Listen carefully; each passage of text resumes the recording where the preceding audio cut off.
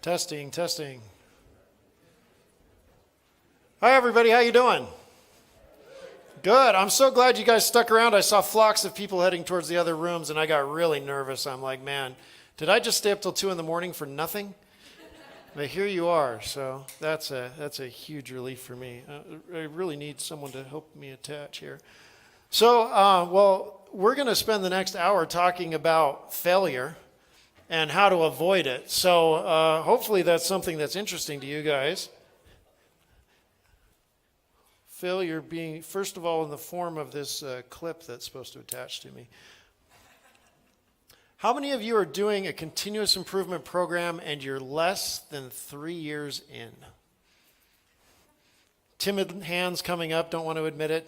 No, we've been doing this forever. How many have been doing it for a really, really long time?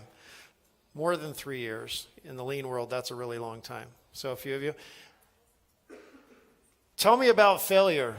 Is it something you can avoid, or is it just part of the process? Part of the process, right?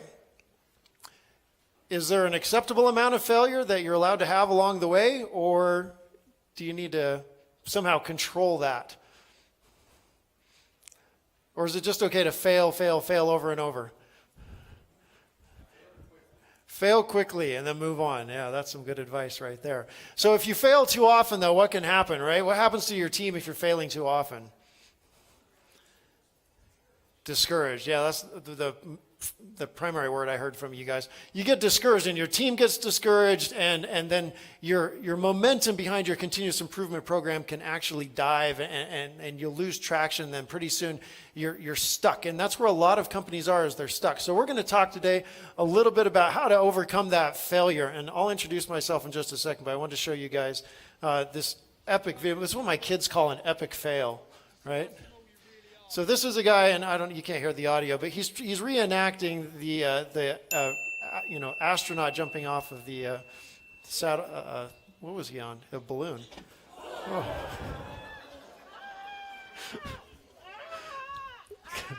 Can you hear his cries of pain? Isn't that terrible? That is what we call an epic fail, and it's not okay. You shouldn't have that painful of a failure when you're doing process improvement, okay? This guy broke 2 vertebrae. He had a good sense of humor about it and posted on YouTube for all of us to enjoy. But we want to avoid that if all possible. So we're going to talk about ways we can create a plan, because achieving operational excellence doesn't happen by accident. You really do have to have a plan. So let's see if my clicker works here. Here we go. It's a little slow, but it works. So I'll introduce myself. My name is Cedro Toro. I am an electrical engineer by trade. In other words, I went to school for 4 years to become an electrical engineer, and then I was an electrical engineer for an entire year after that. I'm not sure what the return on investment there was. Pretty small. But I started out my career, I went to BYU, and I thought I was going to become a doctor. And then I realized I wasn't a Bill Clinton look-alike, didn't have great teeth. I thought, doctor's not the thing for me. So I moved on, and I went to, if my clicker would work,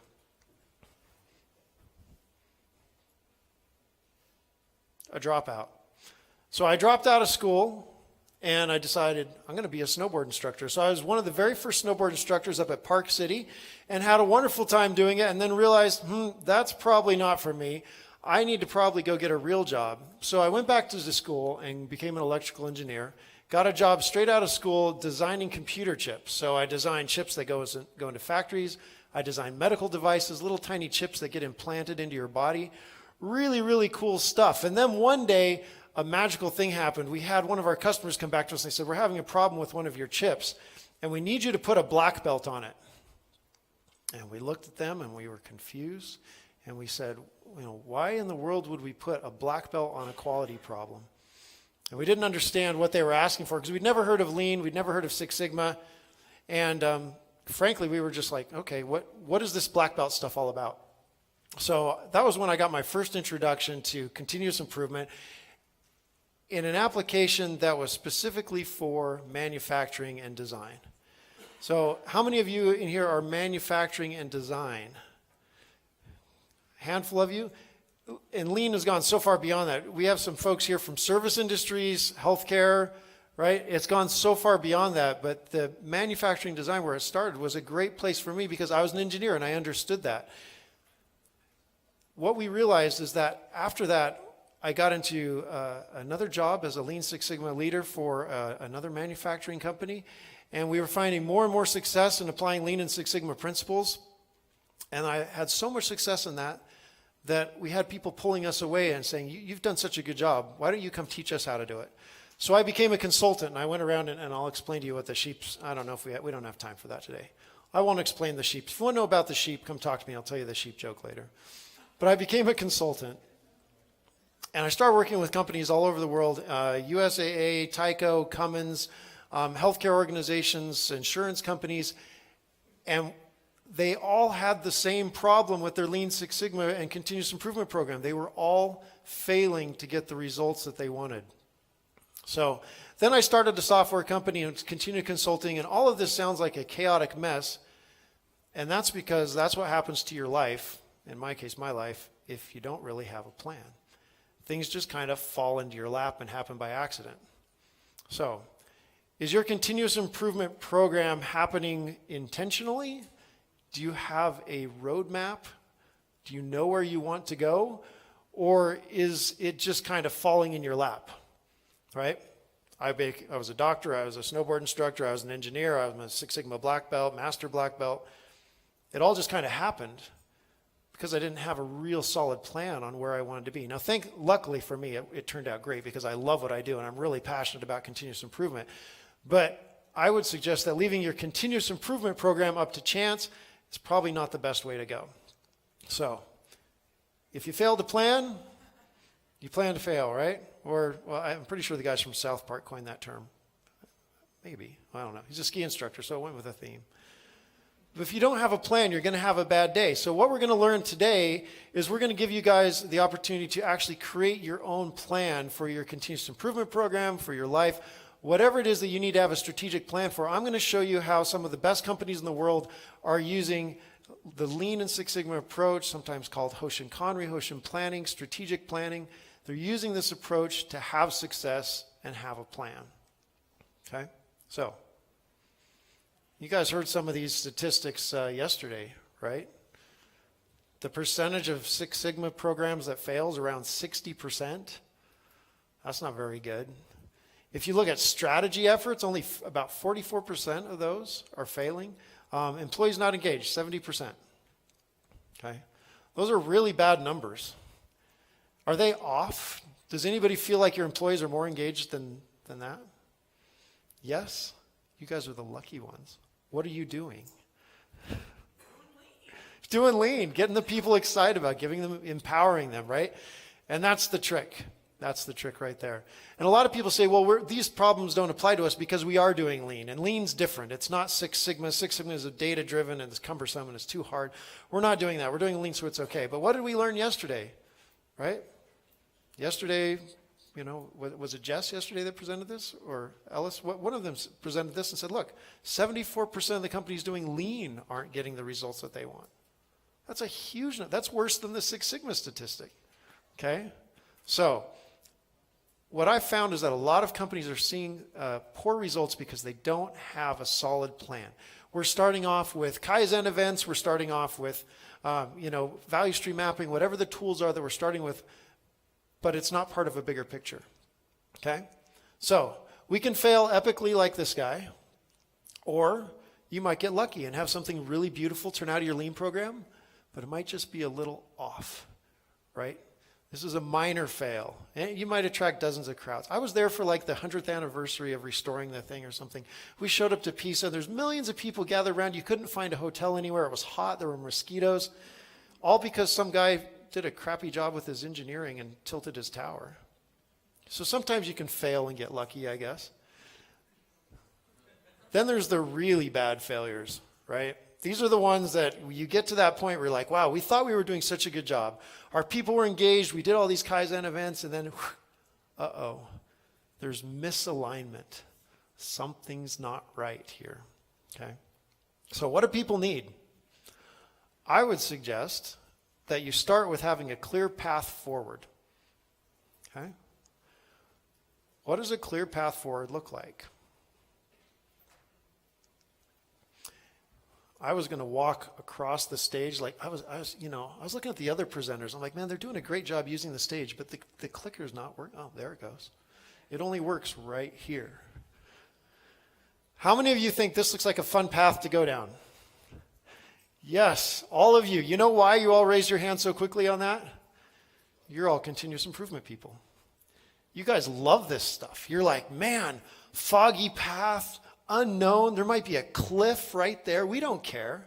We love continuous improvement. We're going to go down that path and we're going to try it. And I don't care how foggy and misty the trail is. We're going to go for it because we know that this trail is going to be a blast. It's going to be a lot of fun. This is not what your continuous improvement program looks like to the rest of your team and the rest of the employees in the company. If you go out onto a manufacturing floor and you start talking continuous improvement with somebody who's working on the line, what does that look like for them? It's different, right? They're like, oh, foggy path, dark trees, you're going to change my job. This is probably about layoffs, right? We're going to lay people off, right? It's not the same clear path. These aren't continuous improvement people. So you have to give them a path forward that isn't scary and that they know exactly what's down the road. They know what the next milestone is that's coming up, okay? So operational excellence doesn't happen by accident. Here's the disconnect that's happening in a lot of the companies, okay? You've got an executive team, and they've got these strategic goals. They're like, we want to increase revenue and expand our market share and, accomplish all these wonderful things, right? And then over here, they've got these metrics that they're tracking. Every one of you has a CEO or a COO that has a dashboard that they love, and it's got all their metrics and their KPIs on it. And they look at this thing every morning while they're drinking their coffee, and it's the best thing in the world for them. And then you've got a continuous improvement team and employees and people doing their day-to-day job, and they're all worried about what? Do they care about the executive strategic goals? No, it doesn't matter to them. Do they care about those KPIs and growing revenue and increasing market share and getting on the NASDAQ? No. That's the problem. If the motivation of the employee on the floor or in the nursing unit isn't the same as the motivation of the executive team, you have a misalignment. If you have a misalignment, you're not going to get the energy and the creativity and the motivation that you need to really have a successful continuous improvement program. So what do you got to do? Well, you got to bring that together, but you can't, and here's why. Because everybody is doing popcorn Kaizen, right? Who's read this term before? This is in a couple of different books out there. I was just reading Lean in Healthcare mentions this book. That book mentions this. What does popcorn Kaizen mean? In case you guys can't tell, I love audience participation. I'd rather not talk. I'd rather have you guys up here talking. That'd be great. You made eye contact. That's a number one rule. Don't make eye contact. Kaizen without a purpose. Kaizen without a purpose. Okay. Does it feel good to do the Kaizen? Heck yeah. Kaizens are great. DMAIC projects, you name it. You get something done, and it helps who? Who does the Kaizen typically help? It's usually in a silo, usually one area they're doing the project, right? And when they get done, they feel really good because it helped their area, right? So the problem with popcorn Kaizen is what? What's that? It's not sustained, it's not organized. Yep. It's not connected. Exactly. It's not part of the bigger picture, and therefore you can have a lot of small successes, but they're not really adding up to anything meaningful for the company. You'll get executives all the time that ask, how come we can't see the bottom line savings from all the work that we're doing? And I know a lot of people kind of shy away from that, and they say, well, bottom line savings, that sounds more like Six Sigma, tracking hard savings, all that stuff, and you get companies wrapped around the axle about it. But the bottom line is like the traditional lean leaders like Taichi Ono, they said, if you can't show a bottom line benefit to what you're doing, then why are you doing it? So the whole bottom line savings thing isn't a Six Sigma thing. It's a lean thing, right? You have to show real results. So how do we get away from these popcorn Kaizens and create a plan for success? I'm going to introduce you to the gear model, what we call the gear model for operational excellence. And I can't show you the whole thing because there's a lot to it, but it's basically focused around one thing. What is the center and the key to success of any continuous improvement program? I know there's probably 10 good answers for this, and I'm looking for one. In your opinion, what is the key to your success? Sustainment. I like that, yes. Engagement. Engagement of who? There you go. Exactly. Your answer's still good too. It's all about the people, right? If everything you do isn't focused on the people, either meaning your employees or the customers, right? If this isn't a people-centric program, you're going to run into trouble. Even if you say, we're focusing on our process, that's great, but what's the impact on the people? Okay? So, clicker. 4 steps, the 4 stages. So number 1, goal alignment, making sure that you have clear goals and understand how you align to those goals, and I'll show you how to do that. That's what we're going to focus on today. Second step, enable and engage your people. You have to have the right management systems and other systems in place to make sure you actually are engaging your people and giving them the tools that they need. Okay? The third step is taking action, holding people accountable. Okay? This is where you actually do the work, do the Kaizen events. And then the last step is the results. So you measure your results. How are we performing? You reflect on those results and you make adjustments to those. And if people are doing the right behaviors, if they're actually, when they see the problem, are they pulling the andon cord and stopping the line? You want to reward those behaviors. You want to incentivize people to do more of that, right? That's how you really get the cultural change that you're looking for, okay? So we're going to do, did everybody get a worksheet that was passed out? Okay, so you've got a piece of paper. We're going to go through that in just a second here, but I'm going to talk to you about how to go through it before we do. And I'm going to do a time check so I make sure we're on track here. Okay, so strategic alignment is something that is very intuitive. It doesn't require a lot of explanation. It's not rocket science, but a lot of times we fail to do it. We just kind of skip this step and move on to the good stuff, which is the popcorn Kaizens, right? So, number 1, if you look at that triangle on the left, it starts with your metrics. It's what do you want to improve, and that's got to be tied to your true north. So how many of you have been taught the true north principle or read books on true north, right? Again, what is true north all about? Unchanging values. Strategy deployment, right? This is your big picture vision of how do we make the world a better place, okay? So this is where everything starts. How do we make the world a better place? Why does my company exist? And this is good for us as an individual as well, right? So the first thing I want you to do is on the back of that worksheet, I'm going to have you guys write down your true north. And I don't mean for your company. I think it's better if we start this exercise from an individual level. So your true north, why do you exist? How do you make the world a better place? So I'll give you an example of a personal one for me. And there could be multiple statements, but a personal true north for me is I love being a dad. Right? I got 4 kids. They're all I think about. They're my best friends. I love being a better dad. I make the world a better place by being a good father to my kids and helping raise them, make them good citizens, members of the community, and so on. Right? That's a true north. That's a goal that I have. It's a vision for my life. It's something that everything I do is funneled toward that goal. Okay? How many of you think you could go talk to your employees that are working on the Kaizen right now and ask them what the true north is for the company that they're working on with that Kaizen event? Can they do that? Most companies I visit can't do that. I go talk to the line worker out on the factory and I say, what's the strategy of the company that you're enabling? What part of the customer experience are you improving? And they're not sure. And without that strategic alignment, they're doing busy work and they're getting Kaizens done, but they're not really helping the company reach that goal. Okay? Any questions on True North? This is normally stuff that we spend hours on, so we're going to move really fast today. Apologize for that. You guys already know this stuff. You're all lean experts, right? Everybody has a true north? Okay, next step down. How are you going to measure success along the way? So, you have your KPIs.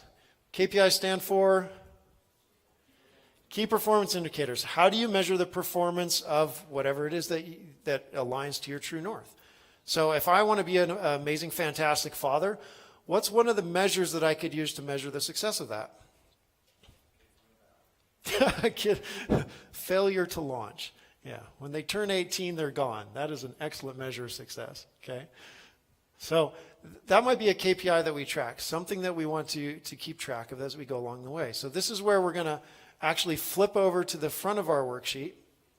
Okay, now that you know what your true north is, on the front of your worksheet, you're going to have the very first thing it's going to say is what is the KPI that you want to track? This is the big KPI. Okay? So in a company, this might be something like sales or employee satisfaction or scrap rate, defects, something big like that. Okay?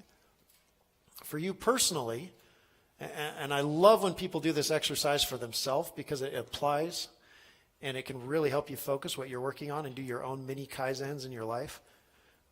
But what's a KPI for you? What's a way that you measure your success in life? How about something just kind of as big as how happy do I feel every day? Right? On a scale of 1 to 10, how happy do I feel today? Right? Am I pumped up? Am I excited? Do I love what I'm doing? Am I down in the dumps? Right? Once you know what that measure of success is, that changes everything because now everything you do, you can tie back to that. You can say, okay, is what I'm working on going to help me change that metric? Is it going to help me move the needle? If it's not going to help me move the needle, then why am I doing it? Right? Okay? Next step down is your goals. Then we're going to set the goals. We're going to drive those goals down throughout your organization. Then we're going to drive those down to your projects. And then we're going to make sure those are tied to your people. So I'm going to jump off this slide. And we're going to walk through that in more detail. The key to success here and how you can get away from the popcorn Kaizen, though, is this. Every single project that you work on has to be linked to a strategic goal. If it's not, you shouldn't be working on it. Every person in your company should know how they are contributing to that strategy. If every worker can't articulate it, you've missed something, right? There's a gap. And lastly, if every result can't be linked back to an intentional action. So if that needle moves, you should be able to know why. You should know what happened. Okay? So here's a real world example from a manufacturing environment. So we have a metric, a KPI, it's material scrap. We're going to set a goal for that metric, reduce it by 50%. Then we're going to tie all of our projects to that. These are going to be projects that we work on for the next year. Okay? Concept is simple, right? It's not rocket science, but you've got to do it. That's the bottom line. Okay? And it's all about understanding relationships.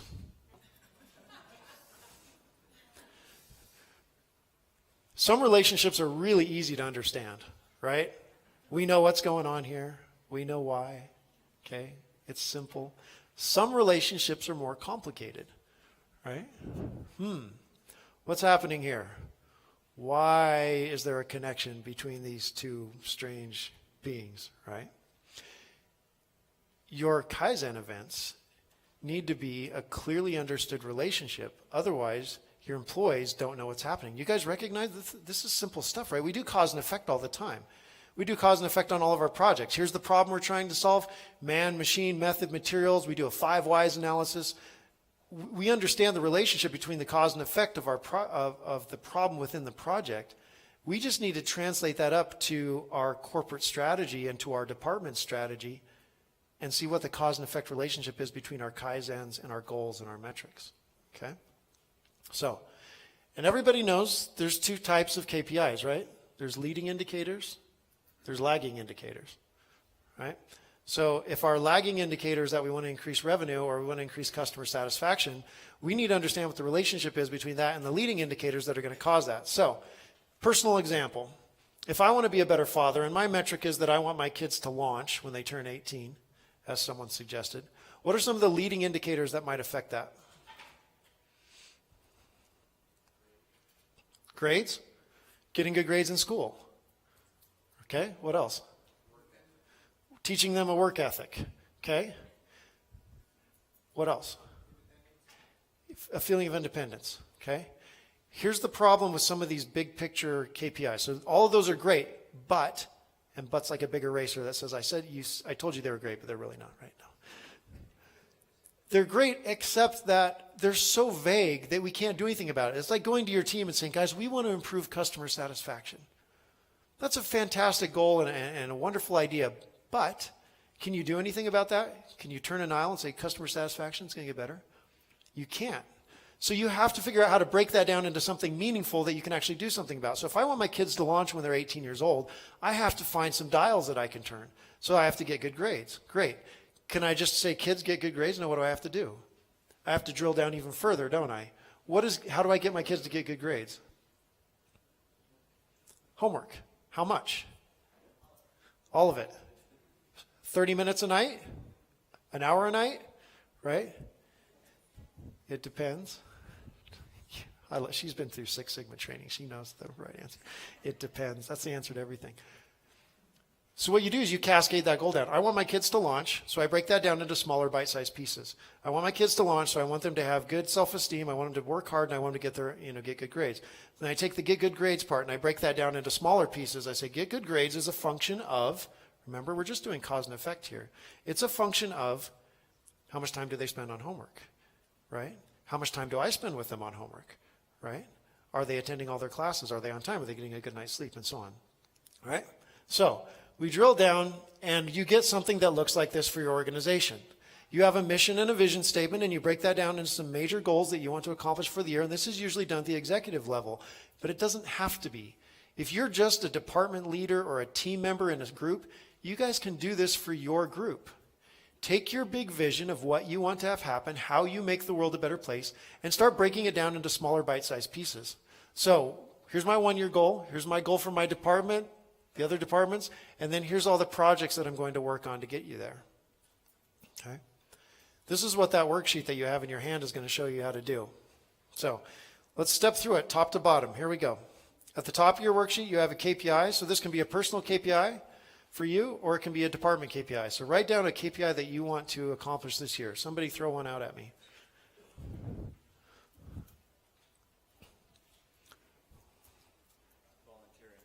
Volunteering more, okay. How do you put a number on that? How many times you volunteered for something? Okay, so number of times I volunteered for something, or maybe number of hours of volunteer work I did? Perfect. Okay, so that's your top level KPI. So hours volunteered. The first thing you want to do on that spreadsheet then is you're going to see that there's a spot on there to actually track that metric. So I don't know where my sheets went, but you got one for me? Thank you. I know what my KPI is. I want to volunteer, number of hours volunteered, and then I can put a chart on here and I can say, how am I doing on that? How many hours did I volunteer? And then you can set a SMART goal for it and say, well, I want to increase the number of hours I volunteered by 50% next year. Great. So you set that goal there. And one of the key things to any goal, right, is having an owner and a due date, right? We all know about SMART goals. So specific, measurable, achievable, relevant to corporate strategy, time bound. You've got to put that SMART goal in there and say, this is going to happen by this time this year. Okay? So we track our performance there and we say, this is what we want to do. Now we got to break that down into the process that is tied to that. So what are the processes that actually impact that metric? Okay? So if I want to volunteer more, what are the processes associated with that? I don't know. Do we have another example? Anybody else have another metric they want to drive? Anybody else thinking of one? Wrote one? On-time delivery. What business are you in? OC Tenor. So on-time delivery is a function of which processes determine that? You've got an order receipt process, right? How quickly can you do that? How quickly can you process the order?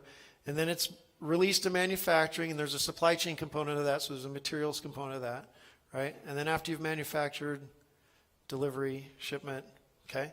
So she's probably got 4 key processes that are going to affect that metric. So the next step in the breakdown is to take those 4 processes and find the leading indicators that are going to drive on-time delivery. So on-time delivery is driven by these 4 processes, and those 4 processes have their own metrics. So time to receive the order, right? Time to manufacture, time to ship, time to receive materials, right?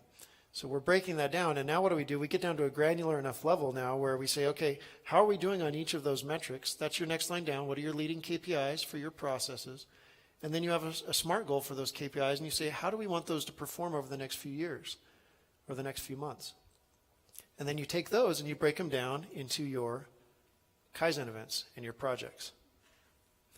And now you have perfect strategic alignment between every project that you work on, the process it's going to improve, the metric for that process that it's going to improve, how that's going to drive your bigger picture of process and your bigger picture metric. Imagine how empowering this is to have this information in front of your employees. If I'm an employee and I'm working on a Kaizen event and I know that when we get done with this Kaizen event, it's going to move this metric. And not only is it going to move that metric, but it's going to help my department succeed. And that when my department succeeds, I know exactly how that helps my company succeed. The level of buy-in that you get from your employees when they have clear line of sight from what they're doing to the impact it's having on the company is huge. But what's even more fun is the impact it'll have on your leadership team.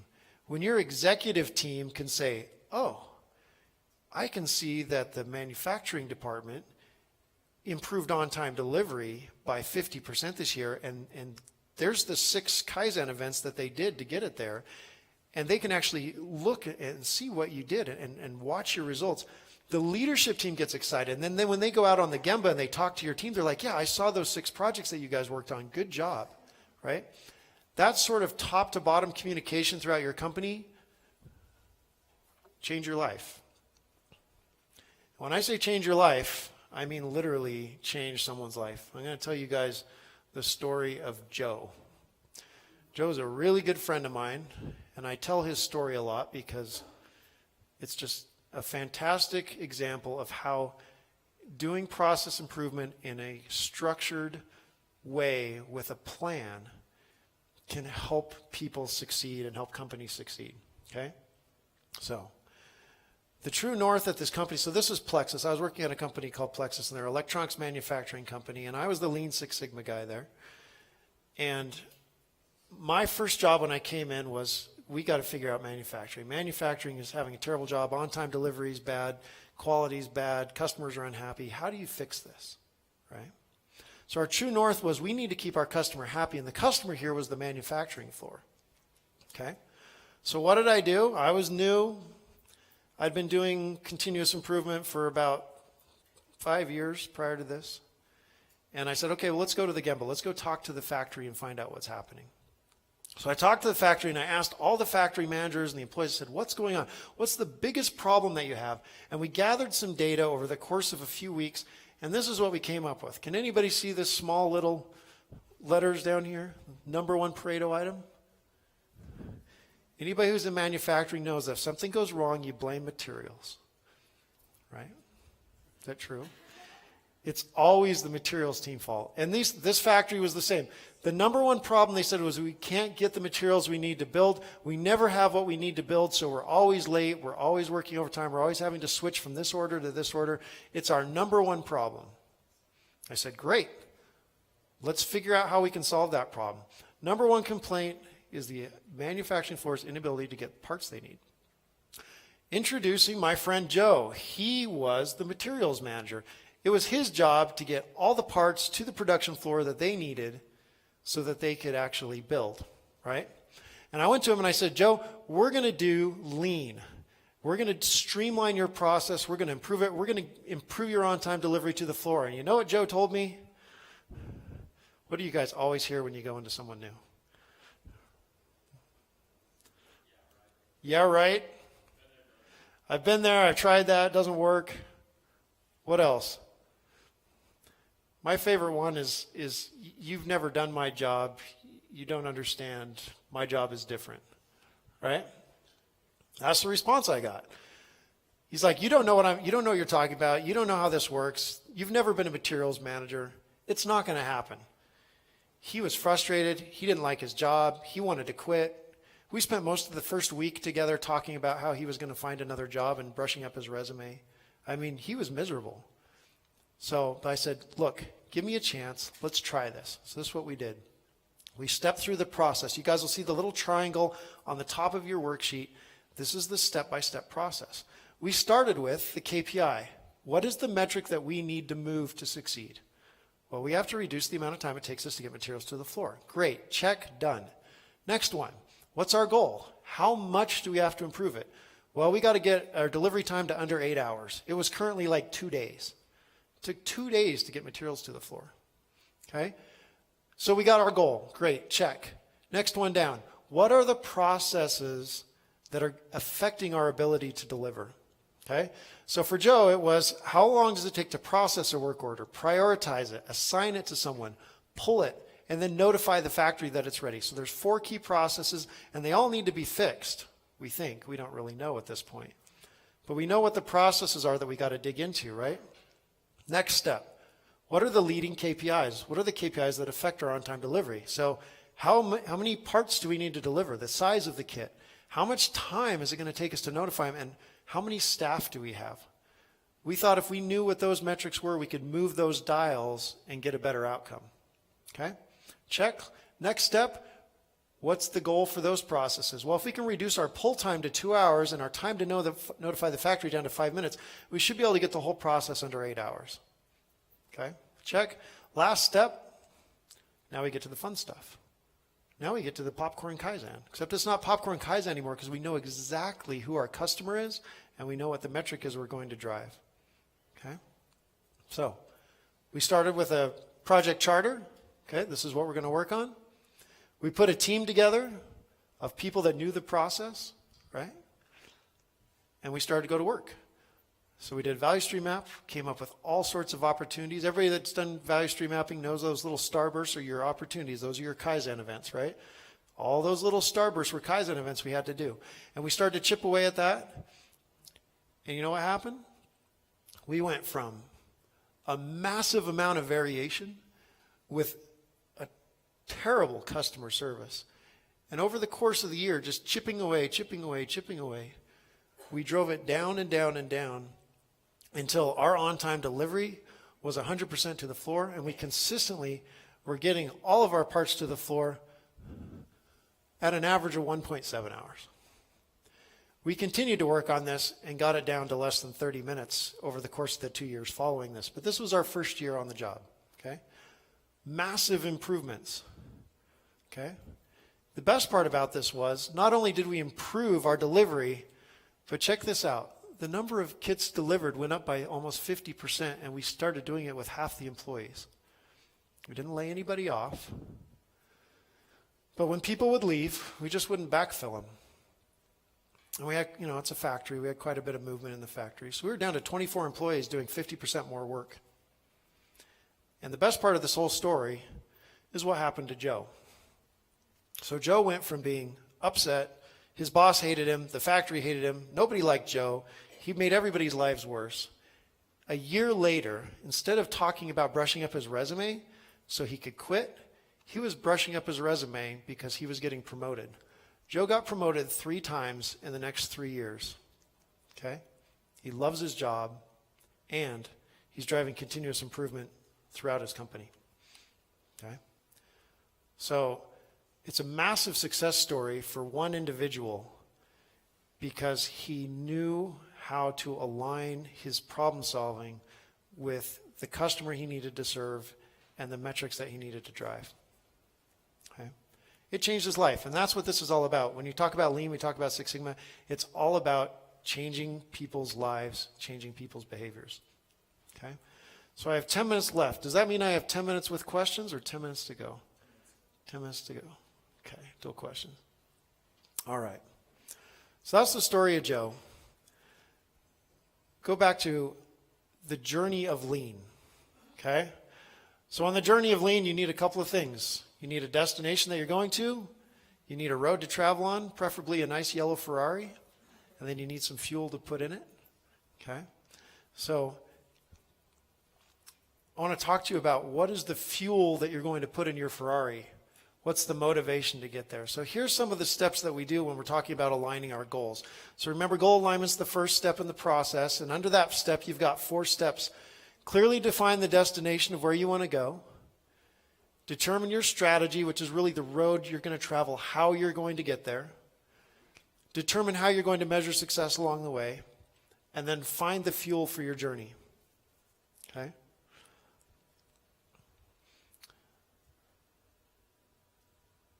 What do I mean by the fuel for the journey here? What it means is that the lean program that you're working on, the culture you're trying to create, is a lot of change management at the end of the day, right? Have you tried the approach of teaching people a bunch of tools and found that part's actually not that hard? People understand how to do a fishbone diagram, 5 whys, right? That's not that complicated. Where do we really run into trouble? What are the real problems that cause the failure? Any personal experience, war stories out there?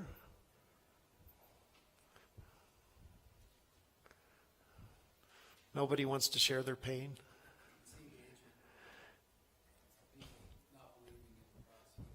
Yeah. He said engagement, the people not believing in the process. Lean's a little bit like religion. It's a lot like religion, actually. You have to have this faith that something good is going to happen, and then you got to be willing to trudge through the pain of getting there. It's that dark forest road. And if you don't have the faith to keep going, you might get hung up. Everybody knows about the curve that you go through with lean, right? You start off at this performance level, and then you do a Kaizen event. What happens to the performance of the process after a Kaizen event typically? It actually goes down, right? I'm glad to hear some of you say that, because people get stuck there. They're working on the process, and then it goes down. And they're like, well, what happened? This lean stuff is garbage. It doesn't work. We were doing just great, and then boom, it drops. And if you don't have that faith, if you don't have religion, you might not get through that trough, right? You might stay there and be like, oh, that didn't work. Let's quick put it back the way it was and then sustain, right? But if you can push through the trough and understand that that's just part of change management, you'll come out of that and you'll rise above it, and pretty soon you'll be operating at a higher level. But somebody's got to have the fuel to get you through that downside. So is that person you? Yes.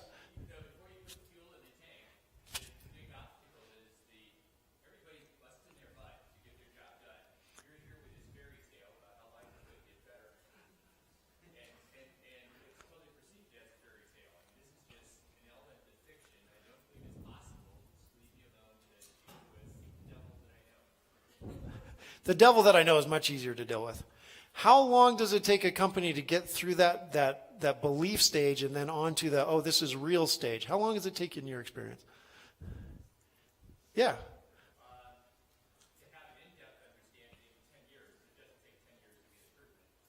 Yeah.